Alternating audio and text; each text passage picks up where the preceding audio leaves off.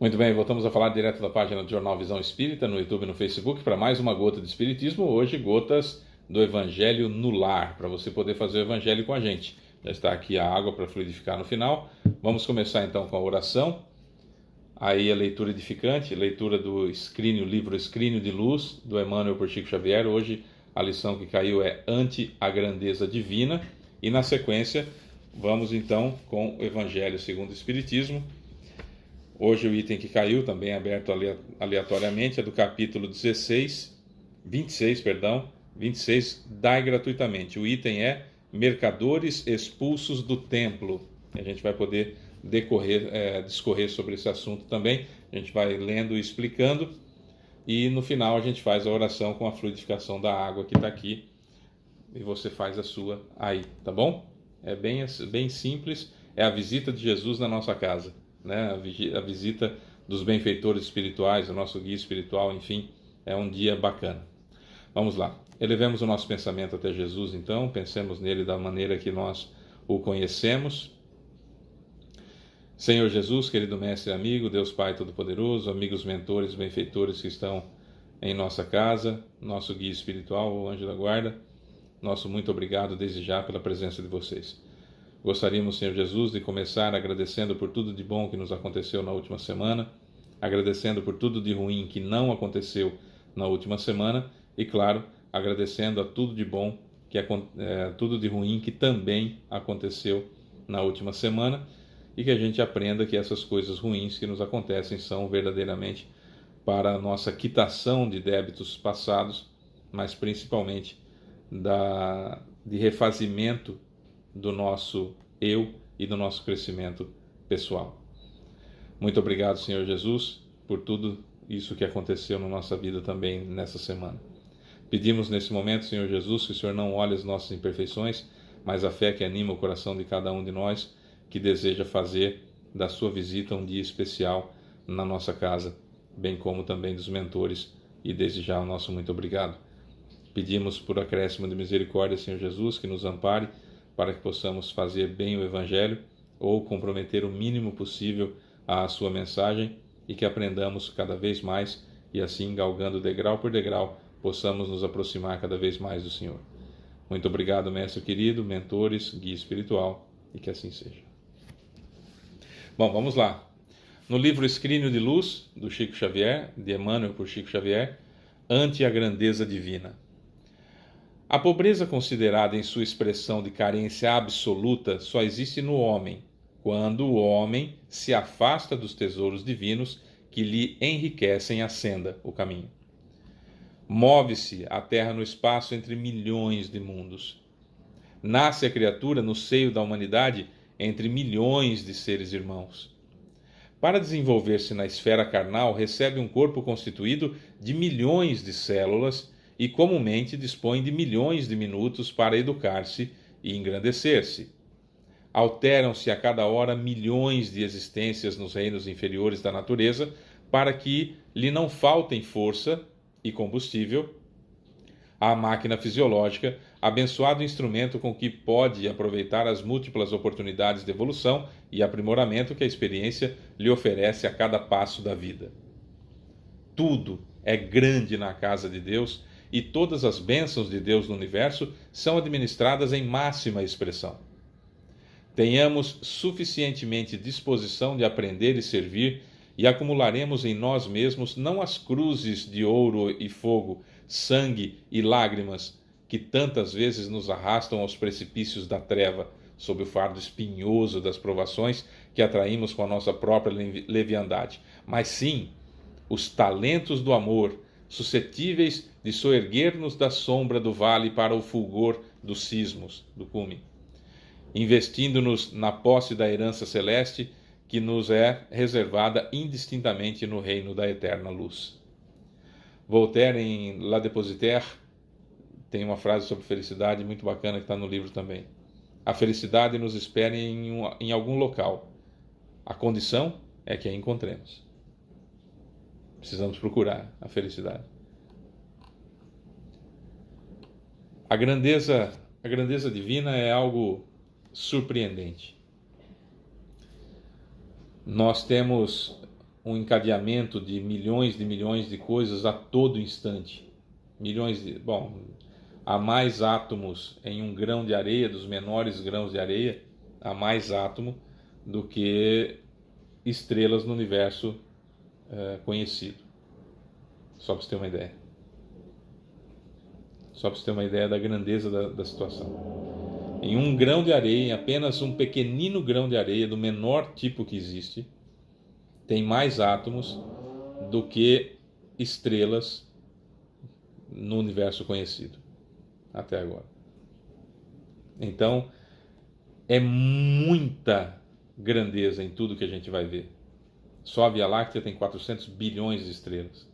Bom, estima-se até que tenha mais, mas que pode ser vista hoje em torno de 400 bilhões de estrelas. Imagina quantos planetas existem orbitando esses planetas, nem dá para contar. Estou falando só de uma galáxia nossa, não é? Então, você imagina a grandeza de tudo isso. E em um átomo, em um grão de areia, tem mais átomos do que todas as estrelas, não só da nossa Via Láctea, do que todas as estrelas conhecidas vistas no universo, só para você ter uma ideia. Então, quando se fala de Deus, é um negócio muito grande. Muito grande. E quando se fala de Jesus, é o caminho para chegar até Ele. Esse é o ponto da grandeza divina em todos os sentidos. Jesus, que é o caminho, a verdade e a vida para chegar até Deus. Nós não temos condições de conceber alguém que criou um universo desse tamanho. Nós não temos capacidade de compreender que o nosso corpo é feito de átomos.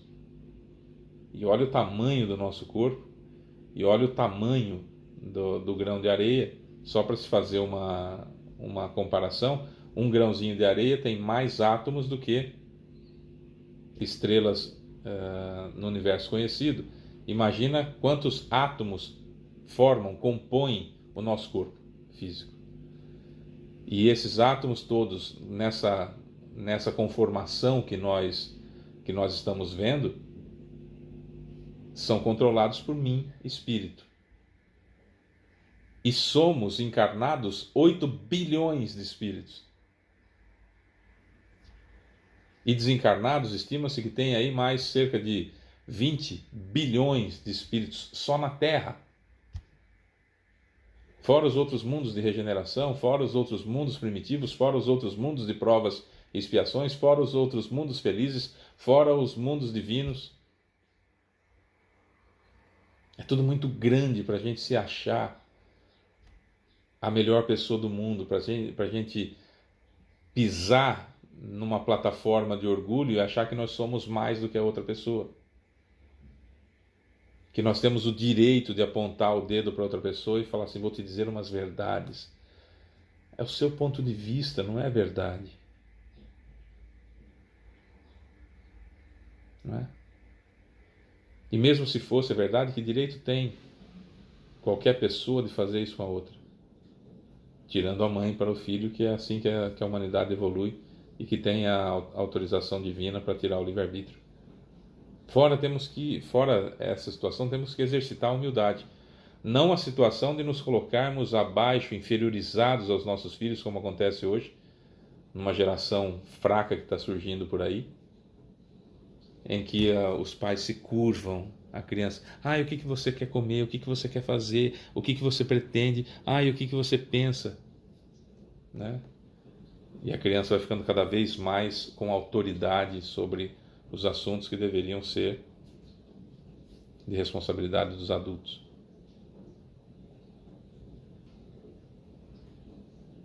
Deus não se curva a nós. Quer plantar? Plante à vontade. Vai colher o que plantou.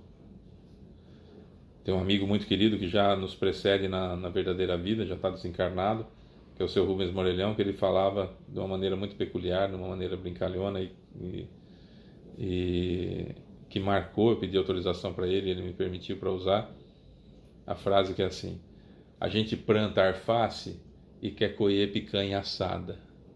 Não vai. Ele falava exatamente, ele falava assim, dessa forma, não exatamente assim. Ele falava calmo assim, Fábio, olha só, a gente planta alface e quer colher picanha assada. Não vai. Querido seu Rubens. E é verdade. Plantou, vai colher, seja lá o que for. Deus não se dobra e fala, ai, você plantou alface, o que você quer colher, Fábio? Olha, tem duas opções. Eu tenho alface crespa e tenho picanha assada, o que você deseja? Entende? Ante a grandeza divina, precisamos nos sentir grandes como a divindade e servo, disposto ao serviço como a divindade, que é isso que nos torna grandes. A Igreja Católica tem uma tradição que é a missa do lava-pés, que é perto da Páscoa, que é uma situação extremamente interessante de um exemplo que o Cristo deu. Virou um culto, porque a religião é assim, mas cada religião tem a sua característica e ninguém fala mal de outra religião aqui. Eu só citei para ficar marcado, né, que existe essa comemoração, inclusive, da humildade do Cristo, que quando eles chegam para a Páscoa judaica, tinha-se o costume de se andava de sandália, enfim, ou descalço, então quando chegava não se tomava muito banho, aliás, quase nada de banho, e aí quando chegava a casa, lavava-se os pés. E era normalmente alguém, quem tinha mais dinheiro, tinha serviçais para fazer isso, até escravos para fazer isso. E eles chegaram em um local que foi arrumado para eles fazerem a ceia, comemorarem a Páscoa judaica, e não tinha ninguém para fazer isso. E Jesus então pôs uma toalha na cintura, catou um recipiente com água, uma bacia e tal. Vem cá que eu vou lavar o pé de vocês. O cara é o ser mais perfeito que já habitou a Terra, para servir de guia e modelo para a humanidade. O cara que vai me guiar, vai guiar a humanidade e vai ser o modelo para essa humanidade. Estamos falando aí de quase 30 bilhões de espíritos. Ele cata uma toalha, coloca na cintura e vai lavar o pé dos apóstolos dele.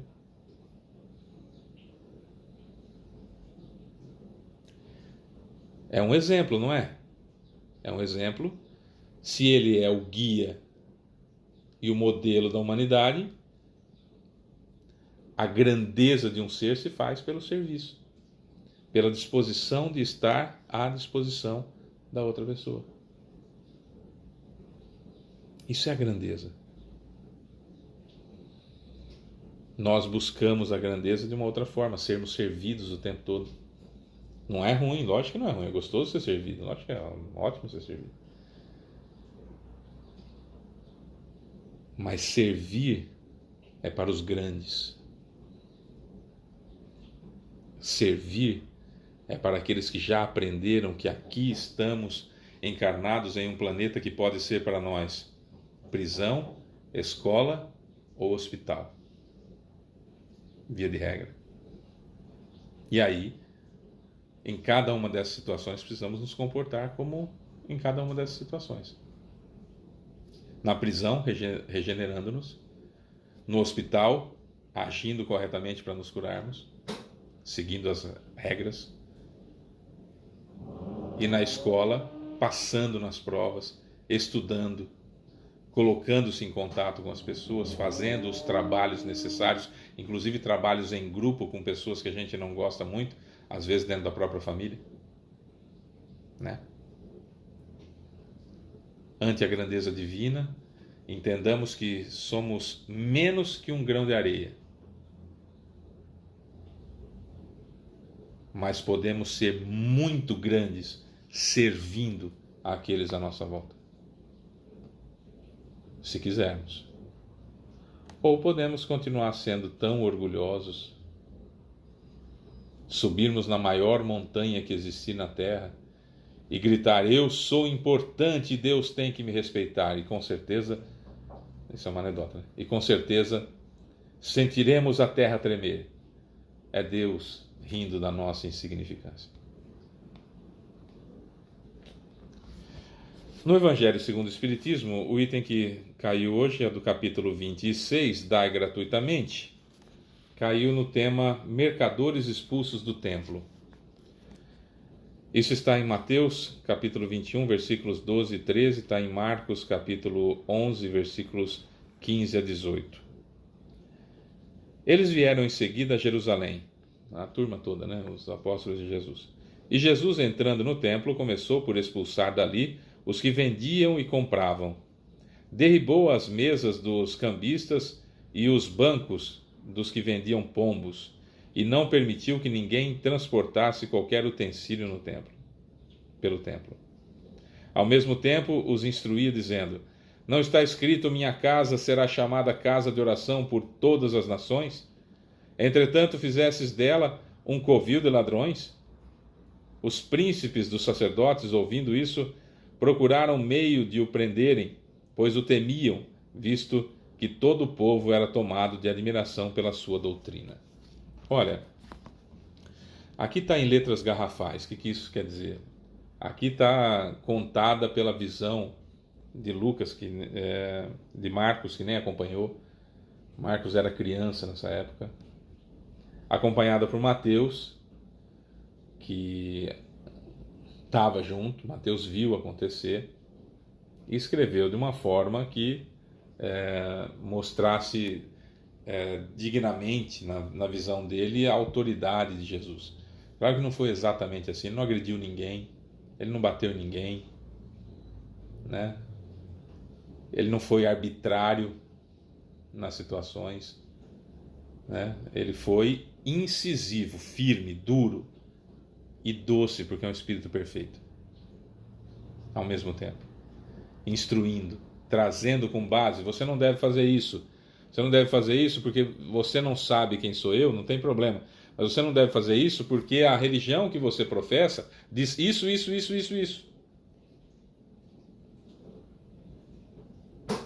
E por que queriam prendê-lo? Porque o povo os ouvia. Porque ele não fez a baderna que alguns querem fazer supor, que Jesus perdeu o equilíbrio, saiu dando chicotada em todo mundo, saiu jogando as coisas para o chão, dando prejuízo para as pessoas. Primeiro, que já teriam batido nele na hora, né? Juntando todos os mercadores ali, teriam agredido ele na hora.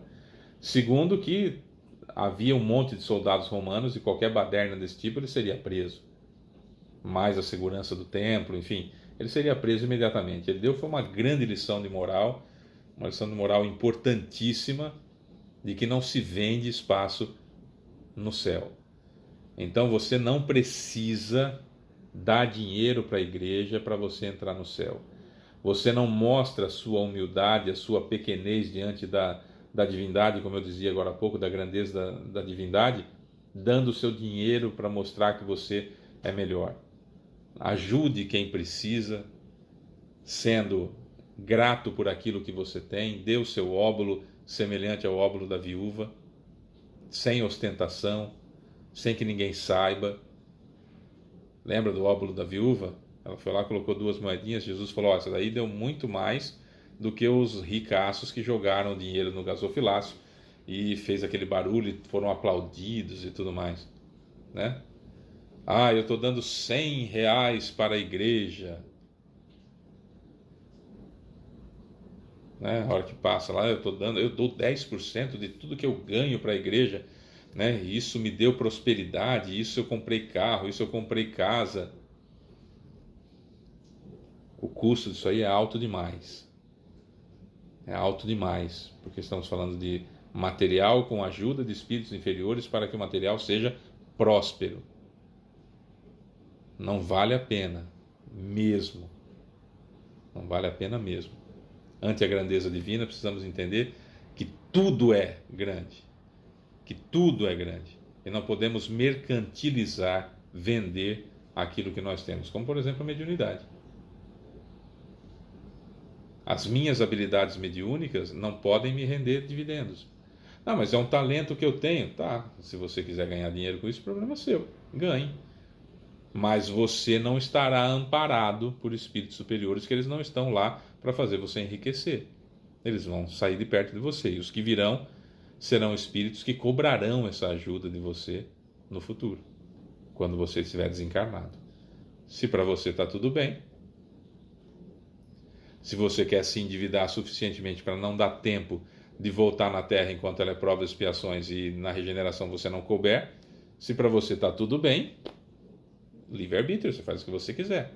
A nós cabe-nos explicar o que está acontecendo. Se você vender aquilo que você tem de habilidade mediúnica, fatalmente você não estará acompanhado de bons espíritos. Esse é o primeiro passo. E espíritos inferiores não trabalham de graça. Eles vão cobrar de você. E caro nessa vida e depois dela. E vão cobrar caro. Mesmo. Isso é fato. O que eu estou falando é fato. Não, Fábio, mas eu escrevo livros com a minha habilidade mediúnica. Eu estou deixando outros falarem, mas eu estou gastando meu tempo. Escreva coisas edificantes. Traga informações do plano espiritual através de espíritos superiores. E dê o seu tempo. Você veio com a mediunidade para isso. Ah, mas se eu tenho a habilidade de cantar e ganho dinheiro com isso, não é a mesma coisa? Não. Não. Evidentemente que não. Você vai cantar, você não precisa do auxílio de nenhum espírito desencarnado. E se você veio com habilidade de transformação em movimento para cantar e tem uma boa voz, tudo isso é conquista que você teve e você está em prova nessa encarnação. E essa habilidade, esse talento que você tem é para edificar, não é para marginalizar, não é para criar porcaria, não é para cantar qualquer coisa só para encher as burras de dinheiro e acumular, comprar mansões e tudo mais com maus exemplos. Vai custar caro. O escândalo há de vir, mas ai de quem por intermédio dele vier. Então o que eu estou falando é o seguinte: todas as habilidades que nós temos têm que ser geridas da melhor forma possível. E eu faço certo ou eu faço fácil. Aí é com cada um. Agora, no caso da mediunidade, saiba que a mediunidade cristã, como diz Kardec, que deve ser tratada cristamente, não deve ser mercantilizada, não deve ser cobrada. Porque espírito superior não trabalha para enriquecer médium. Certo? Os que virão não trabalham de graça. São espíritos inferiores que não trabalham de graça. Trabalham com o objetivo de receberem no futuro e vão cobrar caro de cada um que assim proceder. Ah, Fábio, no Espiritismo não tem mercadores do templo para serem expulsos? Tem, lógico que tem. Aqueles que mercantilizam a mediunidade. Fábio, mas eu não recebo um centavo pela minha mediunidade. Você recebe gratidão? Você recebe elogios? Você recebe prêmiozinhos daqui, prêmiozinhos dali, mimos daqui, mimos dali? Você é tratado de forma diferente e se sente celebridade? Você está recebendo pagamento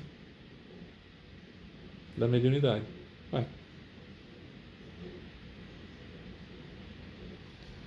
Você usa esse pagamento da mediunidade que você está recebendo para controlar as pessoas que estão em volta, para ter poder sobre elas? Você está mercantilizando. Jesus vai precisar chegar e falar assim: acorda para a vida. No item 6 aqui do mercadores expulsos do templo, tem lá: Jesus expulsou do templo os mercadores, condenou assim o tráfico das coisas santas sob qualquer forma. Deus não vende sua bênção, nem o seu perdão, nem a entrada no reino dos céus. Não tem, pois, o homem o direito de lhes estipular preço, mesmo que esse preço seja o afago do ego, que é o que mais acontece. Os centros espíritas, infelizmente, têm sofrido grandes trincas em suas proteções. Vamos usar esse termo, tá? Sabe quando você bate um vidro no outro e trinca?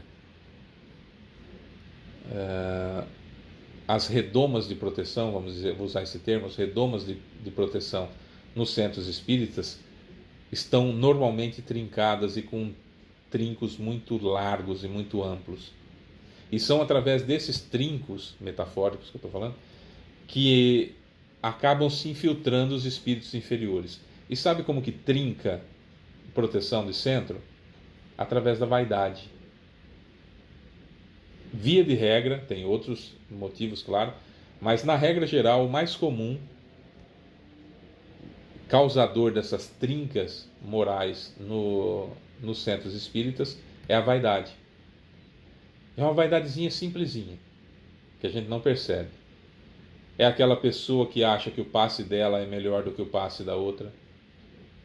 É aquela pessoa que acha que é mais evoluída do que a outra para dar passe, então ela acha que o passe dela é melhor e tem esse sentimento com ela.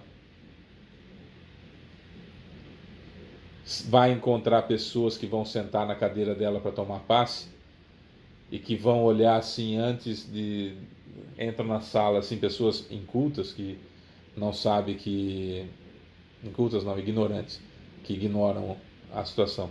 Não sabem que o passe é de perispírito para perispírito e que vem do plano espiritual. Acham que a pessoa que está transmitindo o passe pode fazer alguma coisa.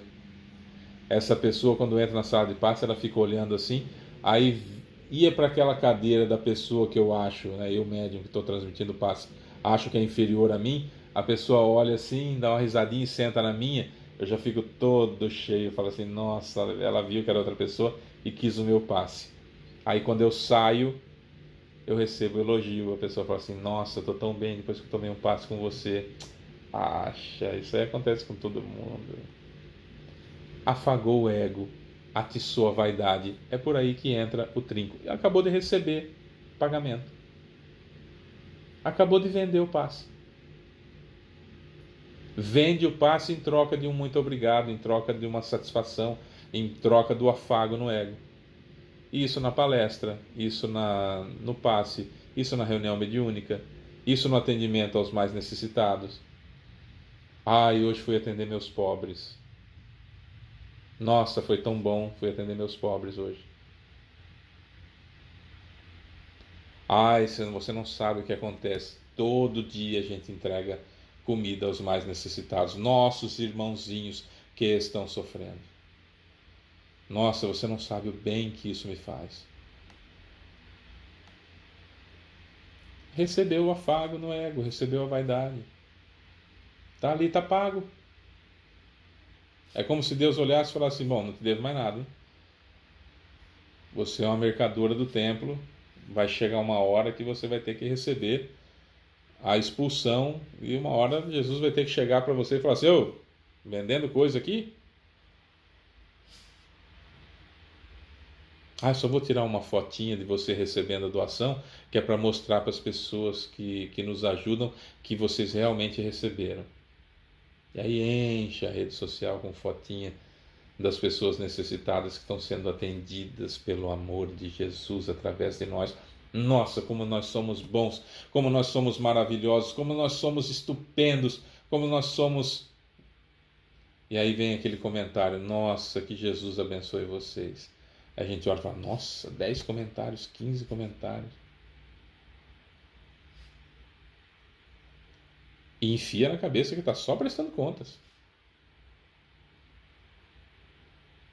São mercadores do templo.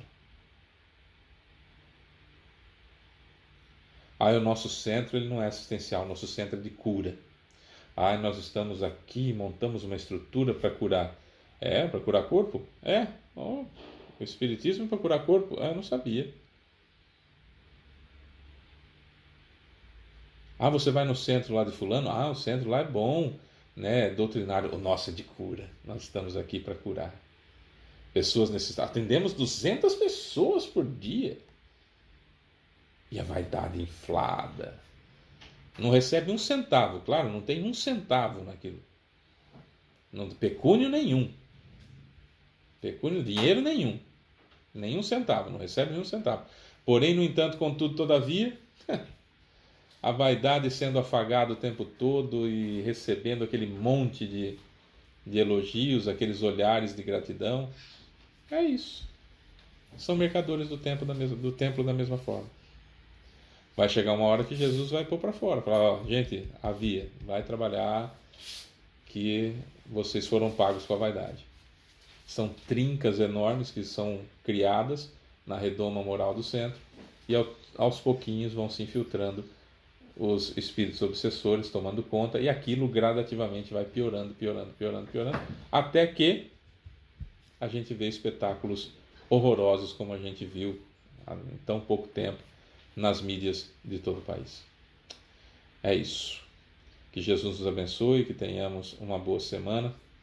Na próxima semana vamos trazer mais um Evangelho no Lar. Tomara que nós não sejamos mercadores do templo, né? E que ante a grandeza divina a gente possa entender o quão insignificante nós somos e o quanto, mesmo insignificantes como somos, podemos ser importantes na vida do outro, mas porque queremos atingir a grandeza para servir e não servir para nos sentirmos grandes com o nosso ego inflado. Vamos fluidificar a água, eu fluidifico a minha aqui, você fluidifica a sua aí, que é gravado, então não tem como eu fluidificar a sua água, né, no dia que você está fazendo o Evangelho. Então você estica a mão, porque você vai receber dos mentores, os benfeitores espirituais, através da glândula pineal, aqui no chakra coronário. Vai passar por você essa energia e vai sair das suas mãos. E vai acontecer isso mesmo, tá? Precisa da mão? Não, não precisa, mas é bom a gente que está começando, né? Ter alguma coisa para fortalecer a nossa mente. Então é isso que vai acontecer. Vamos lá? Senhor Jesus, querido Mestre e amigo, Deus Pai Todo-Poderoso, amigos benfeitores espirituais e mentores que estiveram conosco nesse Evangelho, nosso guia espiritual, o anjo da guarda, nosso muito obrigado.